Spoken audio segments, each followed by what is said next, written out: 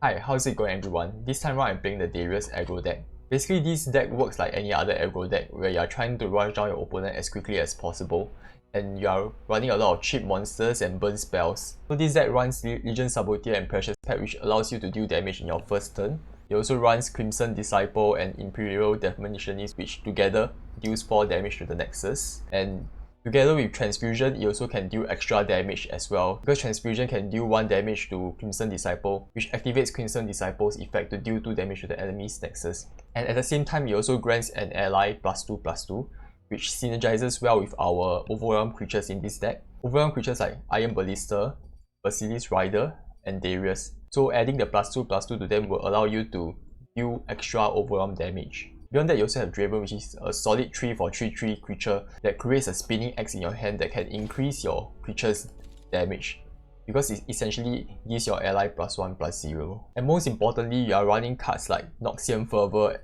Decimate, and Atrocity to burn your opponent's Nexus. And lastly, the most important card of all is the Harrowing. It allows you to revive the 6 strongest allies that died in the game and grant them Ephemeral. This card pairs well with the overall strategy of the deck, because you are running a lot of Overwhelm creatures that has low health but deals high amounts of Overwhelm damage. When your opponent trades with you, your creatures are most likely going to die. And when they die, you can use the Harrowing to summon them back again to deal another round of Overwhelm damage. So a couple of tips for playing this deck. When you play this deck, you should try to maximize the total damage dealt to your opponent's Nexus. So in the video, you will be able to see a good example of it. Essentially, you need to abandon the concept of trading favorably with your opponent's creature. You should prioritize damage output instead of trying to trade favorably. And another tip, your opening hand should try to get a good curve, a 1-drop, a 2-drop, and a 3-drop. So in this case, the best 1-drop to get is a Precious Pet, because Precious Pet has Fearsome, so most likely you are going to get your first 2 damage through. And a good 2-drop here is either Crimson Disciple or Legion Grenadier. And a good 3-drop is Iron Ballista, and a 4-drop will be Basilisk Rider. But there are a few combinations that is optimum to have in your opening hand. So one of the combinations is having Precious Pet, either Crimson Disciple or Legion Grenadier as your 2-drop, and having Iron Ballista as your 3-drop. Another combination that is good to have but is hard to get is having a Precious Pet as your 1-drop, and having the Crimson Disciple and Imperial Demolitionist synergy in your hands. But if you were to have Imperial Demolitionist in your opening hand, you should try to replace it because it is a dead card. In order for this to work, you need another creature that it can deal 1 damage to. Most of your 1-drops are 1 health, which will just die to Imperial Demolitionist. So if you draw this first, you should just replace it. If you draw Crimson Disciple, you can try to replace the other cards to try and draw Demolitionist to create the synergy. If you have been researching about Darius Aggro deck, you will realize that there are 2 versions. One is the Shadow Owls version, which is what I'm showing you here. And there's a Freyok version where you are running cards like Fury of the North and Elixir of Iron. So the difference between these 2 decks are, the Shadow Owls version is stronger in the late game because of the Harrowing, because it can bring back all your Overwhelm creatures to deal another round of damage. But the weakness of this Shadow Owls version deck is that your creatures die very easily. There's no buff to help keep them alive. So like your creatures like Basilisk Rider and Iron Ballista has very low health, and most of the time it just dies in the first trade. So this brings us back to the Freyok version where you run Elixir of Iron and Fury of the North, which helps to buff your creature's health. This will allow them to stay longer and deal extra Overwhelm damage through the health buff instead of the Harrowing. The Freyok version is stronger in the early game to the mid game, but it doesn't have any endgame solution like the Harrowing. If you are interested in the Freyok version of the deck, you can find the deck code and the gameplay in the description down below. And if you have any questions about this deck, feel free to leave it down in the comments below and I'll be happy to help you out. And here's the gameplay.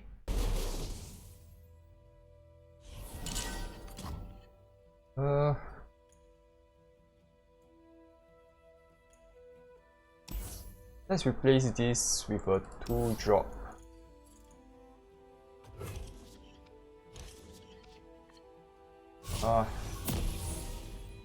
That's fine.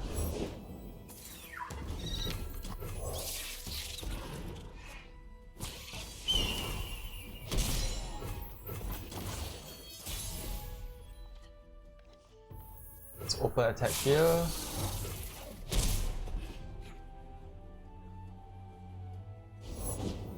Nothing escapes my watch.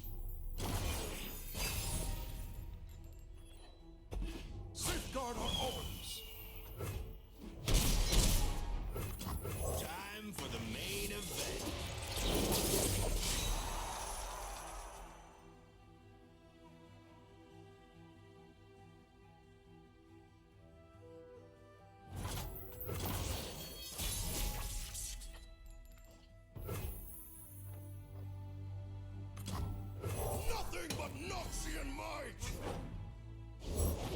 It was right on my tail! Axes coming right up! They're coming! Hide! Bar the doors! Interesting.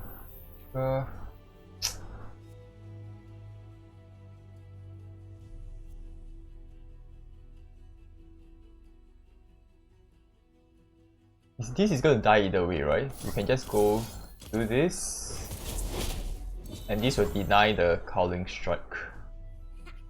Yeah. Awesome.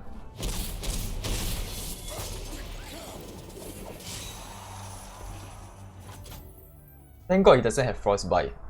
I'm quite sure that he has a lot in his deck right now, since this is like a Frostbite deck.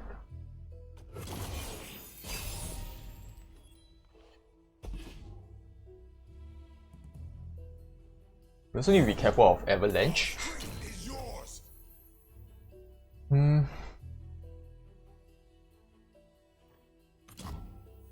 Explosives primed. Our banner will lead the way. Yeah, we are okay with taking damage here, that's fine.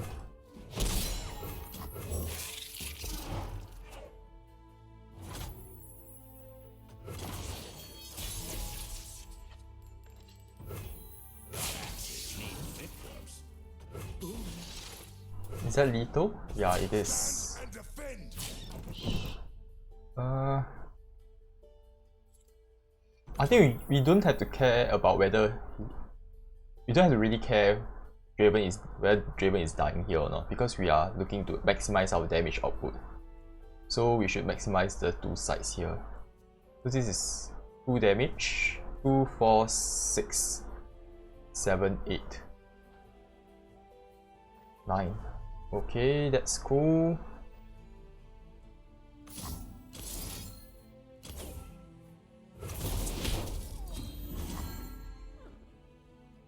You hoping they'll die of boredom?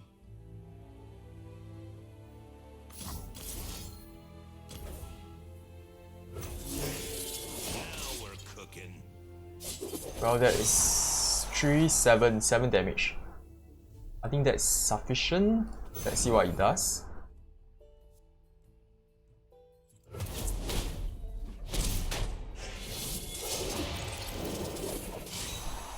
Draven out?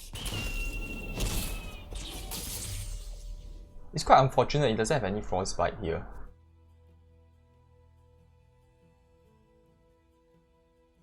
Yeah.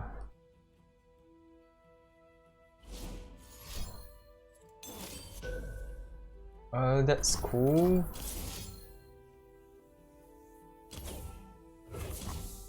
Good game.